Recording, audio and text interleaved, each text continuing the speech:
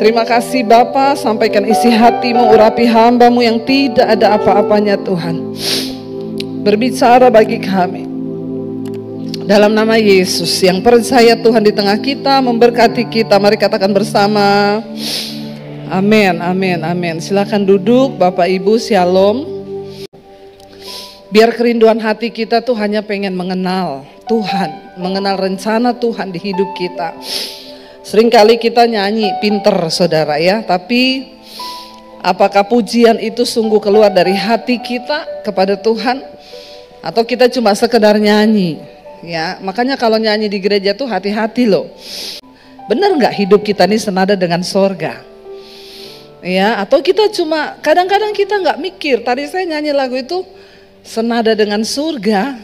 Gak gampang loh senada dengan sorga. Gak segampang saudara nyanyi loh. Apakah hidup kita benar-benar senada dengan surga? Senada dengan kepentingan Tuhan? Atau kita hidup hanya bagi diri kita sendiri? Saya banyak merenung hari-hari ini saudara, kenapa? Saya melihat banyak orang-orang yang tiba-tiba di Instagram sehat-sehat, tahu-tahu dipanggil Tuhan. Saya melihat ya, ketika seseorang dipanggil Tuhan apapun saudara, ya popularitas, harta, semua yang kita miliki, bahkan semua kegiatan kita berhenti. Nggak ada lagi, berhenti. Ya. Dan beberapa hari lalu, saat bersamaan saya dapat kabar ada seorang juga sahabat di Jakarta. Waktu kami di Bali dia dibawa lari ke Singapura karena tiba-tiba sesak napas. Dia suka olahraga sekali saudara. Jaga makan, badannya langsing, kurus bener-bener. Tiba-tiba sesak napas, tidak pernah terdeteksi. Dibawa ke Singapura, periksa, ternyata dokter menyatakan kanker paru-paru stadium akhir. Nggak ada tanda sama sekali loh. Dia nggak merokok, tapi suaminya memang merokok. Tiba-tiba ya temennya WA saya, Bu doain ya, mau ditindakan dokter. Udah beberapa hari lalu pulang ke Jakarta. Katanya dokter sudah izinkan pulang. Di Jakarta 1 hari dia koma lalu dibawa ke rumah sakit, kemarin meninggal. Masih muda umur 40-an saudara. Saya tuh banyak merenung hari-hari ini. Maksudnya hidup ini tuh, dan ketika kita menghadap Tuhan, jangan pernah bawa tangan hampa loh di hadapan Tuhan saudara. Tuhan gak tanya, hartamu berapa? Anakku sini, depositmu berapa? Selama ini kamu kerja siang malam. Ya, mobilmu mereknya apa? Rumahmu berapa lantai? Tasmu merek apa yang kamu pakai di dunia? No, tidak. Tapi Tuhan akan tanya, apa yang kamu bawa di tanganmu? Saudara, sudahkah engkau hidup bagi kepentingan Tuhan, bagi kehendak Tuhan? Ya, kita melakukan kepentingan dan kehendak Tuhan itu nggak harus kita sekolah Alkitab dulu atau jadi pendeta dulu. No. Uang yang kau pakai buat beli tas ratusan juta itu bisa kau buat melakukan kehendak Tuhan loh. Bener nggak? Lakukan pekerjaan Tuhan. Apa kek? Menabur dalam kekekalan saudara. Jadi jangan bilang kita nggak ada apa-apa yang nggak bisa kita lakukan. Saya pengen kita hari ini baca saudara, dari Raja Hizkia kita belajar. Ketika pada waktu itu Hizkia jatuh sakit, lalu dia dinyatakan akan mati dan tidak akan sembuh lagi. Di dalam ratapannya, mari kita buka Yesaya 38 ayat yang ke-9 saudara. Hizkia itu menulis sebuah karangan atau perenungan yang dia renungkan ketika Tuhan berkata dia akan mati. Yesaya 38 ayat 9 ditulis di sana, karangan Hizkia, Raja Yehuda sesudah ia sakit dan sembuh dari penyakitnya. Ayat 10, aku ini berkata dalam pertengahan umurku, aku harus pergi ke pintu gerbang dunia orang mati. Aku dipanggil untuk selebihnya dari hidupku. Aku berkata, aku tidak akan lagi melihat Tuhan di negeri orang-orang yang hidup. Aku tidak akan melihat seorang pun lagi di antara penduduk dunia. Ternyata saudara, memang pergumulan jiwa yang terbesar itu ketika orang itu diperhadapkan dengan kematian. Tapi sayangnya banyak orang itu tidak pernah merenung akan hal ini. Karena dia merasa dia sehat-sehat aja. Ya, kiamat kecil bagi kita itu adalah kematian, saudara. Ya, jangan menunggu nanti kiamat besar akan datang loh. Kiamat kecil itu mati loh. Ya, mati.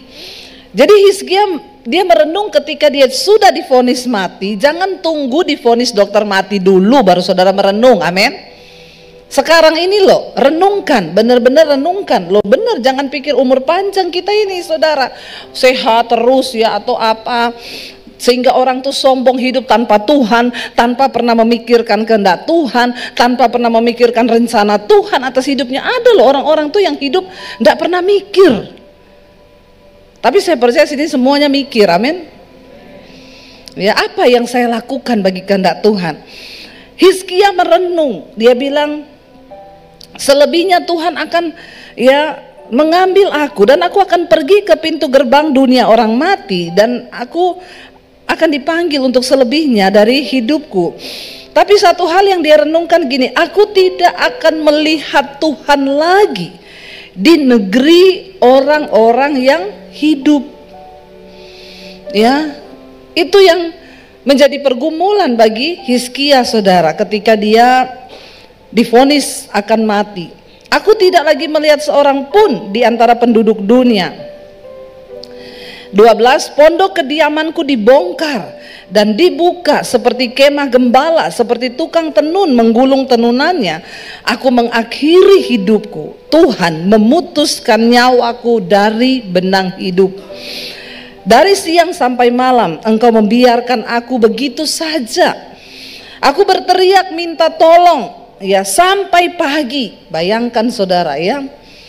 Dikatakan seperti singa demikianlah Tuhan menghancurkan segala tulang-tulangku.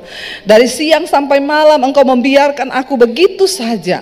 Seperti burung layang-layang demikianlah aku menciap-ciap, suaraku redup seperti suara merpati. Mataku habis menengadah ke atas.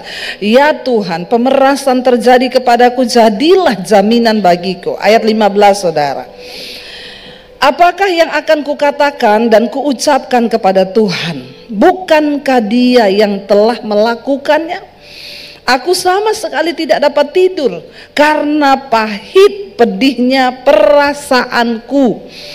Tidak ada yang lebih pahit dan pedih bagi seseorang ketika saudara dia itu sedang dikatakan akan ya mati. Saudara, kalau hari ini Tuhan bilang sama kita, minggu depan engkau akan mati. Berapa banyak yang siap? Ayo. Jangan senyum-senyum. Anggaplah ini benar ya. Kalau Tuhan tanya loh. Ya, saya tuh kemarin juga dapat berita duka. Ada yang bilang, Bu Debi, ingat nggak Bapak ini? Yang kemarin di persekutuan doa, yang Ibu tanya, kalau Tuhan beri kesempatan hidup saudara, kalau disuruh Tuhan berdoa, saudara apa yang akan saudara doakan? Bapak itu angkat tangan saudara. Ya, dia bilang, saya Bu, saya akan meminta nomor 1 sama Tuhan, saya pengen hidup 100 tahun lagi. Terus saya tanya sama dia, Bapak kenapa mau hidup 100 tahun? Buat apa hidup 100 tahun Pak? Ya enggak, pengen aja hidup 100 tahun. Saya jawab, itu kan kemauan Bapak, kalau kehendak Tuhan lain. Berapa minggu kemudian saya di WA, Bu ingat nggak Bapak ini? Iya, dipanggil Tuhan Bu, meninggal. Saya syok saudara. Waduh, itu kan waktu itu Ibu sempat nanya ya sama dia. Jadi kalau saya bertanya begini ya mungkin ada yang benar juga. Saya tidak menakut-nakuti saudara. Tolong renungkan ya. Renungkan loh. Karena hidup ini nggak ada yang tahu, bener nggak ada yang tahu. Kalau Tuhan bilang minggu depan kita akan dipanggil, loh berapa banyak yang sudah siap? Berapa banyak yang belum siap? Apa yang akan kita katakan di hadapan Tuhan? Ya, Hizkia bilang, Aku tertekan, pahit, pedih perasaanku. Aku sama sekali tidak bisa tidur. Hizkia loh ini, sekelas Hizkia loh. Waktu dibilang dia mau mati, pahit, pedih perasaannya dan dia tidak bisa tidur. Saya yakin juga kalau Tuhan bilang begitu, saudara pasti semua tidak bisa tidur toh. Halo, benar nggak? Ya. Dia bilang begini ayat 16, ya Tuhan, karena inilah hatiku mengharapkan Engkau. Tenangkanlah rohku, buatlah aku sehat, buatlah aku sembuh. Hanya Tuhan yang bisa menenangkan roh. Setelah roh itu tenang, maka jiwa juga ikut tenang dan tubuh juga akan tidur. Ya. Sesungguhnya ayat 17 dia bilang begini, sesungguhnya penderitaan yang pahit menjadi keselamatan bagiku. Engkau yang mencegah jiwaku dari lubang kebinasaan, sebab Engkau telah melemparkan segala dosaku jauh dari hadapan. Saudara, yang terpenting adalah apa dalam hidup ini? Minta Tuhan lempar semua dosa kita itu jauh-jauh. Hidup dalam pertobatan. Waktu kita hidup dalam pertobatan, itu yang menjadi jaminan. Makanya Hizkia berkata, sesungguhnya penderitaan yang pahit menjadi keselamatan bagiku. Jadi jangan nggak suka sama yang pahit-pahit, amin. Tadi malam kita makan sayur paria. Saya tawarkan semua nggak mau. Ini enak loh Bu, pahit makan loh. Enggak, pahit-pahit. Saya bilang yang pahit itu adalah mendatangkan keselamatan. Amin. Loh, sayur paria itu yang pahit baik saudara. Saudara cuma suka yang manis-manis, makanya jadi diabetes. Tapi kalau makan yang pahit-pahit itu, ya, itu bagus bagi hidup kita. Ketika kita diizinkan mengalami yang pahit, saudara jangan langsung cepat-cepat ditengking dalam nama Yesus. Karena persoalan tantangan hidup, semua yang pahit Tuhan izinkan terjadi di hidup kita, agar kita ini banyak merenung, amin. Ya, merenung. Waktu Hizkia dibilang engkau mati, dia baru tersadar, baru dia merenungkan hidupnya. Ya, dan akhirnya saudara kita lihat Tuhan menjawab doanya. Kenapa Hizkia itu doanya dijawab oleh Tuhan, saudara? Kita lihat ayat yang di atasnya, ya. Ini kisah ketika Hizkia sakit dan disembuhkan. Kita lihat Yesaya 38 ayat yang pertama. Pada hari-hari itu Hizkia jatuh sakit dan hampir mati. Lalu datanglah Nabi Yesaya bin Amos dan berkata kepadanya, beginilah firman Tuhan, sampaikanlah pesan terakhirmu kepada keluargamu, sebab engkau akan mati, tidak akan sembuh lagi. Saya juga mau bilang sama kita hamba-hamba Tuhan, kalau doakan orang, jangan dikasih PHP terus. Kita ini jadi pendeta jangan PHP, pemberi harapan palsu. Kita sudah tahu ini orang mau dipanggil Tuhan, tapi kita ngomong, ibu pasti sembuh, bapak pasti sembuh. Berdosa loh kau, bener. Saya waktu doakan Kiki Fatmala, saya sudah lihat. Saya tidak bilang, percaya ya, pasti kau sembuh. Enggak, saya bilang apa? Hidup adalah Kristus, mati adalah keuntungan. Lo bener. Karena bagi sebagian orang ketika mereka mau mati itu pergumulan jiwa yang tidak gampang, saudara. Disitulah kita kasih kekuatan. Bu, Pak, percaya walaupun kita mati ada kehidupan kekal di dalam Tuhan. Amin. Jangan PHP-in orang. Itu yang bikin banyak orang kepahitan sama Tuhan.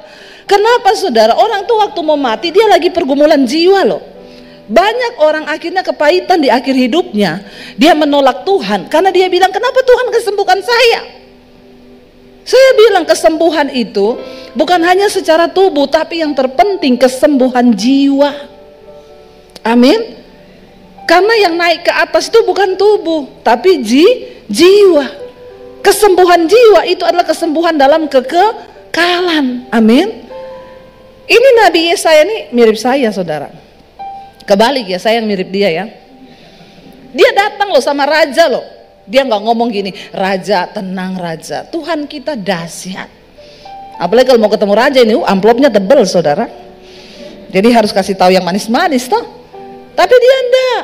Dia ketemu raja langsung dia ngomong, sampaikan pesan terakhirmu kepada keluargamu. Kau akan mati, tidak akan sembuh. Ya, kira-kira kalau ada nabi Tuhan datang sama raja begitu, dihukum nggak saudara? Ya, Yesaya datang dengan semua resiko. Tapi dikatakan di sana, lalu Hizkia memalingkan mukanya ke arah dinding dan ia berdoa kepada Tuhan. Saat itu juga langsung dia memalingkan mukanya di tembok saudara. Tembok ratapan itu bisa ada di mana saja. Dapurmu bisa jadi tembok ratapanmu, amin. Ibu-ibu, kamar mandi pun bisa jadi tembok ratapan. Kau menangis kepada Tuhan. Nggak usah pergi ke Israel, nangis di sana kejauhan. Ya, di rumah saja, di kamar pun bisa jadi tembok ratapan. Ketika engkau dengan hati yang hancur, ya, bukan nanti di Israel sana, nggak usah pergi berdoa jauh-jauh di tembok ratapan sana, di kamar saja. Sebab Tuhan nggak hadir hanya di Israel, Tuhan hadir dimanapun engkau mencari Dia. Hatimu hancur bagi Dia. Saya orang yang paling nggak terima kalau titipan doa ke tembok ratapan. Jangan titip sama saya tolak. Kalau titip amplop saya terima. Saya mau ajarin jemaat yang benar supaya kau nggak tersesat. Dipikir setelah kita ke Israel dititipi doa, digulung-gulung ke sana, terus Tuhan dengar doamu waktu diselipin di tembok ratapan. Hello, kalau kau tidak bertobat, biar mau kau bawa 1000 tuh formulir doa, nggak ada yang naik sampai ke sorga. Ya, makanya kalau saya mau ke Israel jangan titip formulir doa, titip amplop saja, amin. Bertobat, ini orang Kristen ya. Tembok ratapan yang terbaik itu di mana? Di rumahmu, di kamarmu, bisa di dapur, bisa di kamar mandi waktu engkau berdoa hancur hatimu. Di situ Tuhan mendengarkan doamu saudara. Lalu Hizkia langsung dia berbalik ke tembok. Apa yang membuat Tuhan menjawab doa Hizkia sehingga dia sembuh? Dia bilang begini, ayat 3 kita baca bersama. Ia berkata dalam ratapannya, dia bilang, Tuhan, ingatlah kiranya apa? Bahwa aku telah hidup di hadapanmu dengan setia, dengan tulus hati, dan dengan bahwa aku telah melakukan apa yang baik di matamu. Kemudian menangislah Hizkia dengan sangat. Saudara, adakah Tuhan mendapati alasan untuk dia memperpanjang hidupmu di dunia ini? Ya, bapak-bapak, kalau engkau cuma sibuk selingkuh, bersinah, engkau nangis, Tuhan, ingatlah aku ini tukang selingkuh. Ingatlah Tuhan, aku ini hidup dengan tidak tulus hati. Langsung malaikat bilang, saya cabut sekarang nyawamu. Ya, saudara, biar Tuhan itu menemukan alasan di hidup kita, karena kita hidup melakukan kehendak Tuhan. Hizkia adalah raja yang takut akan Tuhan. Raja-raja Israel semuanya jahat, membangun penyembahan berhala. Tapi Hizkia waktu dia naik, dia robohkan semua bangunan-bangunan penyembahan berhala, tugu-tugu berhala dari bangsa Israel.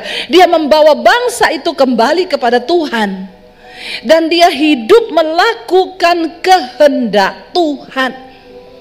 Saudara, tidak gampang loh melakukan kehendak Tuhan loh. Saya dan suami ini, kami pelayanan ini setengah bulan, kami tinggalkan kota Jakarta, tinggalkan anak-anak. Saudara pikir enak? Saya kadang tersiksa saudara. Ya, saya kadang kangen anak-anak saya kadang pengen bareng mereka. Saya bilang sama suami, dulu kita pelayanan karena kita hidup dari uang pelayanan. Sekarang enggak, saya ini sudah jadi YouTuber. Asik ya, nggak usah tepuk tangan, nggak usah tepuk tangan, nggak usah. Ya, Tuhan tuh mencukupi kami dari YouTube. Kami tidak cari lagi uang dari pelayanan, dan itu lebih sulit bagi kami ketika kami bisa memilih untuk tidak melayani lagi, terbang ke sana sini capek saudara. Tapi saya bilang, disinilah ujian Tuhan. Dulu kamu susah, kamu cari makan dari pelayanan, kamu cari jadwal. Karena kamu hidup dari pelayanan. Sekarang kita nggak pelayanan pun, kita sudah berkecukupan, bahkan berkelebihan. Itu lebih sulit, saudara. Lebih sulit untuk menjaga hati. Tapi namanya panggilan itu, makanya saya nggak bisa ya, nggak melayani itu nggak bisa. Kalau hari-hari ini banyak pendeta lagi sabatikal, nggak pelayanan. Saya dan suami kami coba liburan 3 hari aja di hotel, nggak pelayanan. Tersiksa batin ini. Bener tersiksa. Kita bilang gini, kok kita nggak pelayanan rasanya, apalagi melewatkan 1 hari Minggu itu nggak khotbah. Saya tuh merasa berdosa banget. Tapi ya itu saudara, hidup melakukan kehendak Tuhan itu nggak mudah. Ada daging yang perlu dihancurkan, ada ego yang perlu ditaklukkan. Kan lebih enak saya di Jakarta aja tuh. Kurang apa, gereja besar di Jakarta semua menunggu jadwal saya loh. Cuma saya ini malah sekarang jarang di Jakarta. Kan enak di Jakarta, terima aja pelayanan 1 hari Minggu 2-3 kali. Habis itu kami makan-makan dengan anak-anak, jalan-jalan di mall, shopping-shopping tuh. Itu kan kedagingan kita maunya begitu. Tapi mengikuti kehendak Tuhan, saya itu bilang, Tuhan, aku mau hidup melakukan kehendak-Mu. Sekalipun itu berat, capek saudara. 1/2 bulan loh kita nggak pulang. Surabaya ke sini, Makassar, besok saya ke Manado. Dari Manado saya terbang balik ke Surabaya, dari Surabaya saya balik ke Palu. Dari Palu baru saya balik ke Jakarta tanggal 15 Desember. Setelah itu perayaan Natal beberapa, langsung ke Jawa Tengah. 1/2 bulan sampai pertengahan Januari, karena kami sudah pembukaan sekolah Alkitab. Melakukan kehendak Tuhan. Ya, enak enggak enak bagi daging, tapi kalau itu yang Tuhan mau, roh kita bersuka cita. Hizkia bilang, Tuhan pertimbangkan loh, aku ini hidup dengan setia di hadapan-Mu, aku tuh melakukan apa yang baik di mata-Mu, dan aku ini melakukan kehendak-Mu Tuhan. Lalu saat itu dikatakan dia menangis dengan sangat. Dan kita tahu bersama, Alkitab berkata Hizkia diberi perpanjangan umur berapa lama? 15 tahun. 15 tahun itu tidak 15 tahun untuk dia melakukan kehendak Tuhan. Dipotong tidur 8 jam. Makan, berarti 1 hari 24 jam. Potong separuh lah untuk kita makan, untuk kita tidur 8 jam, untuk kita ngapa-ngapain. Berarti kalau 15 tahun hanya 7 tahun loh. Itu enggak lama loh. Saudara, ingat umur ya. Makanya ada pepatah bilang, ingat umur Pak, ingat umur ya. Engkau yang hidup tidak melakukan kehendak Tuhan, bahaya saudara. Hizkia berkata begini, kenapa dia bilang dia ingin hidup lebih lagi di hadapan Tuhan. Kita lanjut tadi ayat yang ke-17, ayat 18 ya. Dia bilang begini saudara, ayat 18, Hizkia berkata begini. Sebab di dunia orang mati ya, sebab dunia orang mati tidak dapat mengucap syukur kepadamu Tuhan. Kalau saudara masih hidup, banyak-banyaklah mengucap syukur. Nggak usah banyak bersungut-sungut. Karena kalau kau sudah mati, kau sudah tidak bisa mengucap syukur lagi sama Tuhan. Amin. Apapun persoalan hidup kita, apapun masalah yang kita hadapi, banyak-banyak bersyukur. Karena kalau udah mati tidak bisa lagi orang mati bersyukur sama Tuhan. Waktunya kita bersyukur itu kapan? Sekarang. Saat kita diberi hidup. Nggak usah banyak mengeluh. Makanya saya suka kalau orang datang, Bu, hidup saya ini berat Bu, begini. Jadi mau hidup atau mati? Pak doakan sekarang. Kalau udah nggak sanggup hidup lagi, didoakan biar mati ya Tuhan, cabut sekarang nyawanya. Jangan Bu, saya masih pengen hidup, bersyukur. Amin. Jangan banyak mengeluh, mengucap syukur, karena itu yang dikehendaki Tuhan atas hidup kita. Nggak usah banyak mengeluh, apa-apa mengeluh gini-gini, mengeluh. Ya, bersyukur saudara. Belajar bersyukur, sebab Hizkia berkata di dunia orang mati kita sudah nggak bisa lagi bersyukur, ya. Dan mau tidak dapat memuji-muji Engkau. Yang kedua, saudara, orang mati sudah nggak bisa memuji Tuhan. Makanya selama diberi kesempatan hidup, banyak-banyaklah memuji Tuhan, nyanyi, bersukacita. Ya, jangan marah-marah bapak-bapak stres. Ya, kalau kau sudah kebanyakan stres, udah mau dicabut Tuhan nyawamu itu. Karena Tuhan bilang mending mati saja dia ini. Karena di dunia orang mati sudah tidak ada lagi orang mau stres, mau apa, sudah mati sudah. Jadi kalau hari ini diberi hidup, banyak bersyukur, amin. Banyak memuji Tuhan, amin. Ya, waktu sakit, waktu apa, nyanyi aja. Hati yang gembira adalah obat, amin. Nggak usah ratapi hidupmu, ya. Ketika apapun Tuhan izinkan terjadi, yang pahit bilang Tuhan, yang pahit itu baik bagi kesehatan jiwaku, supaya aku selamat, ya. Dia bilang di sana, orang-orang yang turun ke liang kubur tidak menanti-nanti akan kesetiaanmu. Di dunia orang mati kita sudah nggak bisa melihat kesetiaan Tuhan. Kita nggak bisa lagi bersaksi bagi kebesaran nama Tuhan.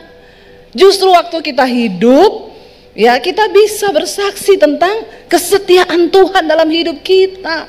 Makanya hidup ini harus sungguh-sungguh dengan Tuhan.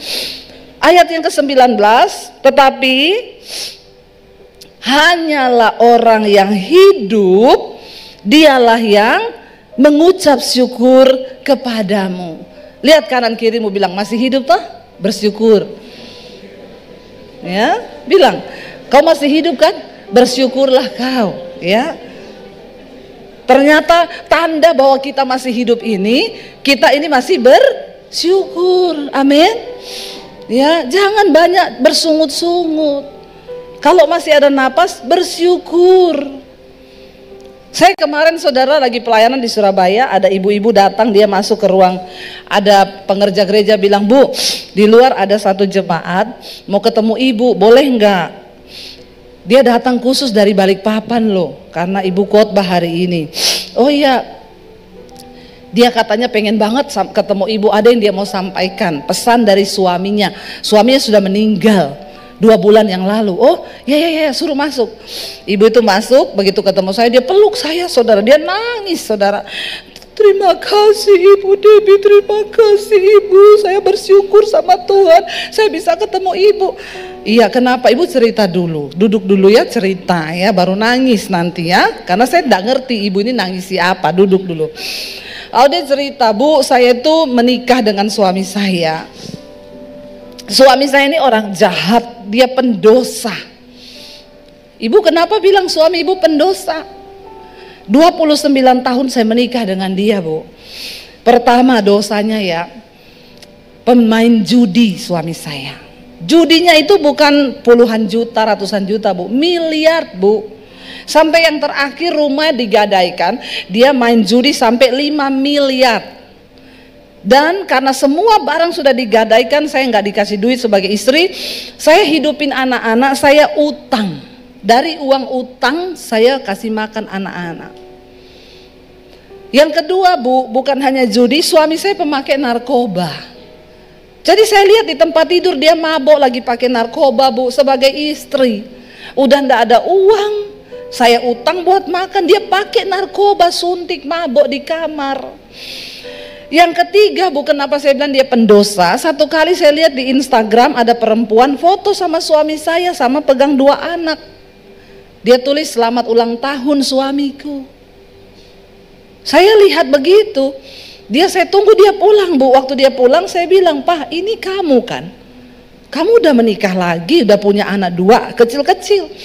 Saya pikir waktu saya bilang begitu dia nangis minta maaf. Enggak, Bu, saya dipukulin, saya dihajar. Saya jatuh di bawah, saya diinjak sampai jari kaki saya 1 putus. Dan saya bersimbah darah, pendarahan di lantai. Waktu dia lihat saya begitu, Bu, dia injak saya, dia bilang, mati kau sekalian. Saya bilang, oh memang kalau itu bukan pendosa lagi, bajingan tuh suami ibu. Jengkel saya mendengarnya, ada manusia begitu. Bukan manusia itu. Saya bilang, hah? Iya bu, iya bu. Dan 29 tahun saya menghadapi suami yang demikian. Setiap hari yang menguatkan, saya temukan khotbah ibu 2019. Setelah pandemi itu saya terus dengerin khotbah-khotbah ibu. Setiap malam ada dia, saya putar khotbah ibu. Walaupun dia tidak senang. Tapi satu saat bu, saya terus berdoakan bagi suami saya. Seperti yang selalu ibu bilang, doakan suamimu. Itulah kehendak Tuhan. Jangan kau bercerai, doakan, bertahan. Saya mencoba melakukan. Terus satu saat dia dengar khotbah ibu sendiri. Lalu Tuhan jamah dia bertobat bu. Sejak hari itu saya bingung. Dia malah yang lebih tiap hari dengerin khotbah ibu. Satu hari tuh bisa 6 sampai 7 jam khotbah ibu semua diputer. Dia lagi kerja di hotel di mana, dia kirimin video, mah lagi denger Debbie Basir. Ya, dia mengalami perubahan hidup yang begitu luar biasa bu. Dia bertobat sungguh-sungguh. Dia mengasihi saya, kami setiap malam berdoa. Dia dipulihkan Tuhan, dia tinggalkan semua dosa. Tapi bu, setelah dia bertobat 1 tahun, dia tuh kepengen banget loh ngomong, nanti kalau Bu Debbie khotbah di mana kita datang ya. Saya pengen ketemu Bu Debbie, saya pengen ngomong terima kasih karena lewat khotbahnya saya boleh mengalami Tuhan. Setahun dia bertobat, tiba-tiba dokter vonis ada tumor di otak. Dan dia akhirnya dioperasi 2 bulan yang lalu bu. Setelah operasi, suami saya menghembuskan nafas yang terakhir. Ketika di ICU pun dia ngomong, nanti kamu ketemu sama Ibu Debbie, kamu sampaikan terima kasih. Sampai dia meninggal bu, dia terus dengerin khotbah-khotbah ibu. Dan saya bersyukur ibu, makanya saya datang ke sini, saya bersyukur. Nanti saya mau foto sama ibu, saya mau bawa foto itu ke kuburan suami saya.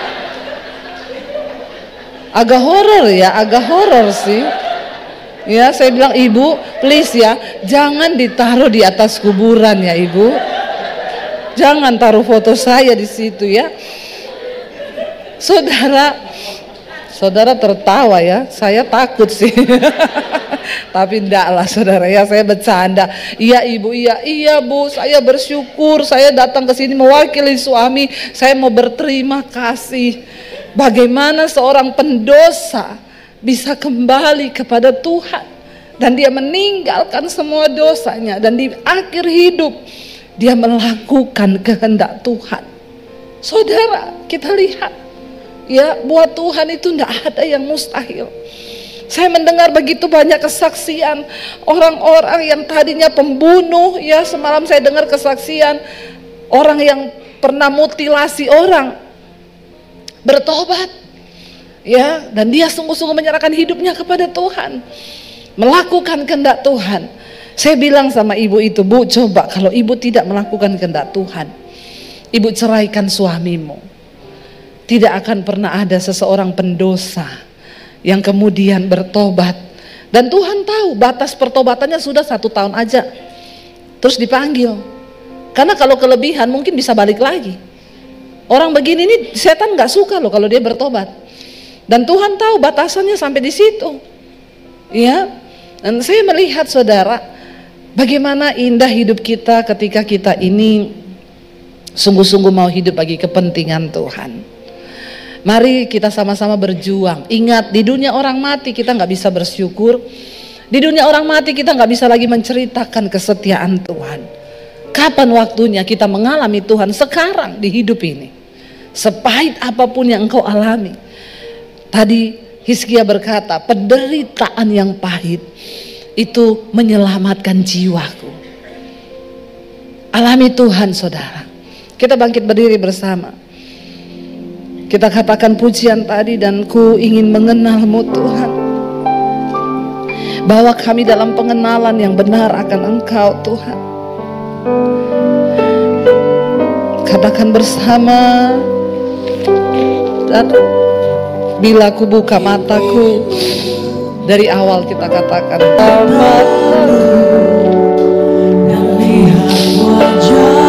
mari renungkan kasih Tuhan bagi kita saudara.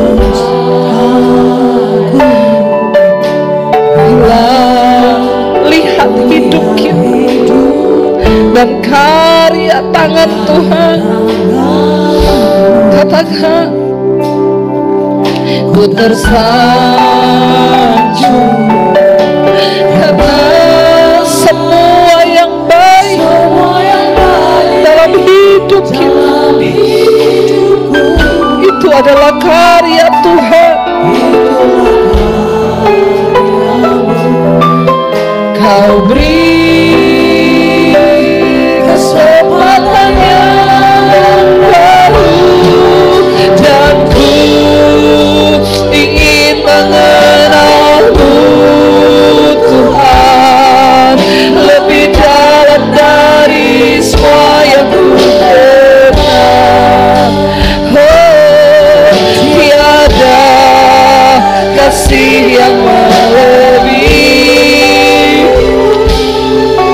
Ku ada untuk menjadi penyembahanku,